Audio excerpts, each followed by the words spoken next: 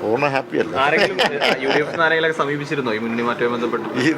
ഇത് ഇപ്പോൾ ഈ എയറിൽ ഇങ്ങനെ സംസാരിക്കുന്നതല്ലാതെ അവർക്ക് കേരള കോൺഗ്രസ് പാർട്ടിയുടെ നിലപാട് കൃത്യമായിട്ട് അറിയാം. ഇനി എന്തെങ്കിലും ഉണ്ടെങ്കിൽ നിങ്ങളുടെ മുമ്പിൽ വന്ന് ഞാനത് ചർച്ചയിലേക്ക് കൊണ്ടുവരാം. ചർച്ച നടത്തുന്നൊക്കെ പുറത്ത് നേതാക്കൾ പറയുമ്പോൾ ഒരു കാര്യം മനസ്സിലാക്കിക്ക്, ഇനി അങ്ങനെ ഒരു ചർച്ചയുണ്ടെന്ന് വിചാരിക്കുക, ഇത് പുറത്ത് പറഞ്ഞുകൊണ്ട് നടക്കുമോ? ആത്മവിശ്വാസം ഉണ്ടെങ്കിൽ ഇത് പുറത്ത് പറഞ്ഞുകൊണ്ട് നടക്കുമോ? അപ്പം അങ്ങനെ ഒരു ചർച്ചയില്ല. ഇപ്പോൾ കേരള കോൺഗ്രസിൻ്റെ സ്വാഗതം ചെയ്യുന്നു എന്ന് സന്തോഷം. പക്ഷേ ഇപ്പോൾ ഘടകകക്ഷിയുടെ പുറകെ കേരള കോൺഗ്രസിൻ്റെ നിലപാട് അറിയിച്ചു, ഇപ്പോൾ CPIയുടെ പുറകെ. അപ്പോൾ അങ്ങനെ ഒരു ചർച്ചയും ഇല്ല. അങ്ങനെ കേരള കോൺഗ്രസ് കൃത്യമായ നിലപാടെടുത്തിട്ടുണ്ട്.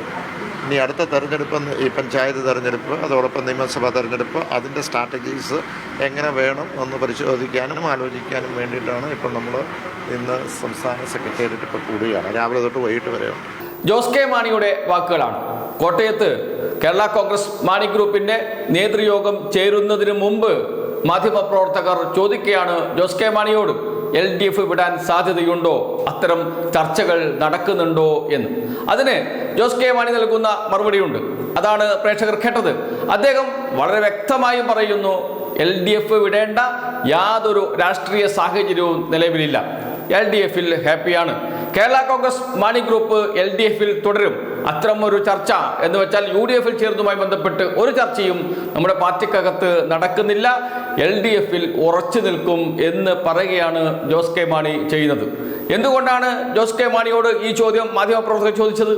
അദ്ദേഹം ചോദിച്ചത്, നിലമ്പൂർ തിരഞ്ഞെടുപ്പ് കഴിഞ്ഞതിന് ശേഷം മാധ്യമങ്ങളെ കണ്ട പ്രതിപക്ഷ നേതാവ് VD സതീശൻ പറഞ്ഞു, വിസ്മയകരമായ മാറ്റമുണ്ടാകും UDFൽ എന്ന് വെച്ചാൽ കൂടുതൽ ഘടകകക്ഷികൾ UDFലേക്ക് വരും, അത് വിസ്മയകരമായ മാറ്റമായിരിക്കും കേരളത്തിൽ ഉണ്ടാക്കുക എന്ന് പറഞ്ഞത് പ്രതിപക്ഷ നേതാവ് VD സതീശനാണ്.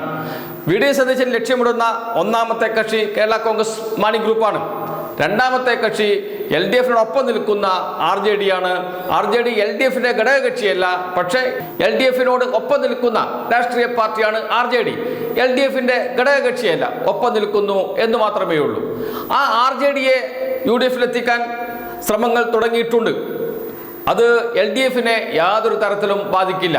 LDFിന് അത് സന്തോഷകരമായിരിക്കും എന്നാണ് LDF നേതാക്കൾ പറയുന്നത്. മറ്റൊരു കക്ഷി കേരള കോൺഗ്രസ് മാണി ഗ്രൂപ്പാണ്. കേരള കോൺഗ്രസ് മാണി ഗ്രൂപ്പിനെ UDFിലെത്തിക്കാൻ ഇപ്പോഴൊന്നുമല്ല ശ്രമം തുടങ്ങിയത്.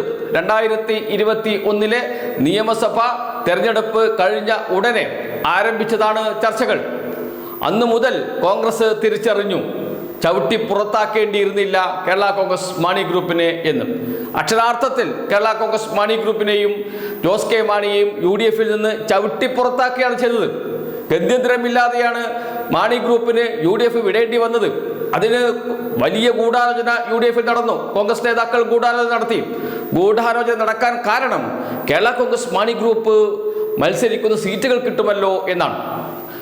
അതുമാത്രമല്ല, കേരള കോൺഗ്രസ് ജോസഫ് ഗ്രൂപ്പ് UDFിൽ ഉറച്ചു നിൽക്കുന്നുമുണ്ട്. ജോസഫ് ഗ്രൂപ്പിനാണ് ശക്തി കൂടുതൽ, മാണി ഗ്രൂപ്പിന് ഒരു ശക്തിയുമില്ല.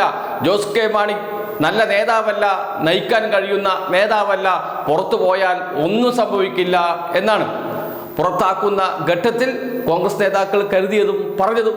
പക്ഷേ 2021 നിയമസഭാ തെരഞ്ഞെടുപ്പ് കഴിഞ്ഞപ്പോഴാണ് കാര്യങ്ങൾ അത്ര പന്തിയല്ല എന്ന് മനസ്സിലാക്കിയത് കോൺഗ്രസ് നേതാക്കൾ. മധ്യ കേരളത്തിൽ, പ്രത്യേകിച്ച് കോട്ടയം, ഇടുക്കി ജില്ലകളിൽ കോൺഗ്രസിന് നിലനിർത്താൻ കഴിഞ്ഞില്ല. മധ്യ കേരളത്തിൽ എറണാകുളം ജില്ലയിൽ മാത്രമാണ് പിടിച്ചു നിൽക്കാൻ കഴിഞ്ഞത് കോൺഗ്രസിന്. അതുകൊണ്ട് കേരള കോൺഗ്രസ് മാണി ഗ്രൂപ്പിനെ കൂടെ കൊണ്ടുവരണം. അണികൾ കൂടുതൽ കേരള കോൺഗ്രസ് മാണി ഗ്രൂപ്പിനാണ്. അതിനുവേണ്ടിയുള്ള ശ്രമങ്ങൾ നടത്തേണ്ടതുണ്ട് എന്ന തിരിച്ചറിവ് കോൺഗ്രസ് നേതാക്കൾക്ക് തുടങ്ങിയത് 2021 ശേഷമാണ്. അന്ന് മുതൽ ശ്രമിക്കുന്നുണ്ട് കോൺഗ്രസ് നേതാക്കൾ. കോൺഗ്രസ് നേതാക്കൾ എപ്പോഴും പറയും കേരള കോൺഗ്രസ് മാണി ഗ്രൂപ്പ് തിരിച്ചു വരണം എന്ന്. അപ്പോഴൊക്കെ ജോസ് കെ മാണി പറയാറുണ്ട്, കേരള കോൺഗ്രസ് നേതാക്കൾ പറയാറുണ്ട്, LDFിൽ തന്നെ തുടരും, LDFിൽ ഞങ്ങൾ ഹാപ്പിയാണ് എന്ന് ആവർത്തിച്ച് പറയാറുമുണ്ട്.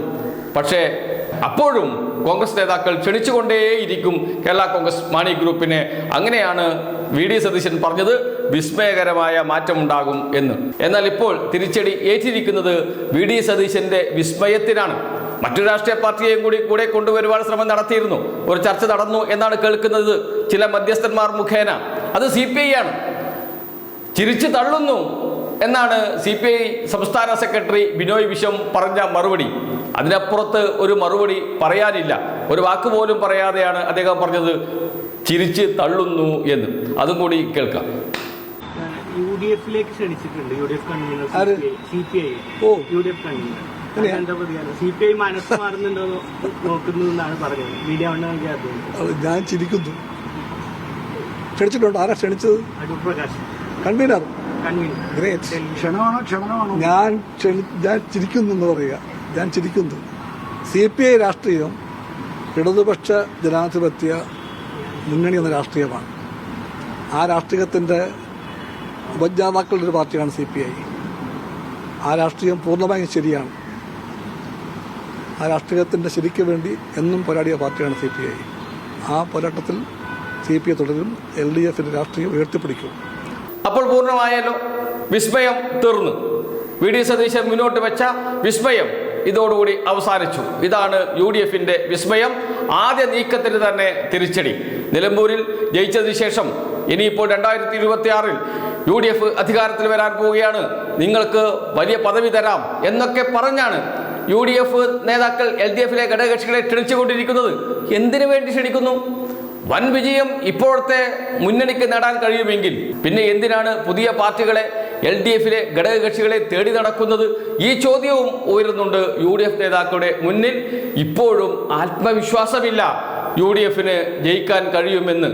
കാരണം നിലമ്പൂരിലെ വിജയം വെറും സാങ്കേതിക വിജയം മാത്രമാണ് എന്ന യാഥാർത്ഥ്യം കോൺഗ്രസ് തിരിച്ചറിഞ്ഞിട്ടുണ്ട്. അതുകൊണ്ടാണ് LDFിലെ ഘടകകക്ഷിയുടെ പിറകെ നടക്കുന്നത് കോൺഗ്രസ്.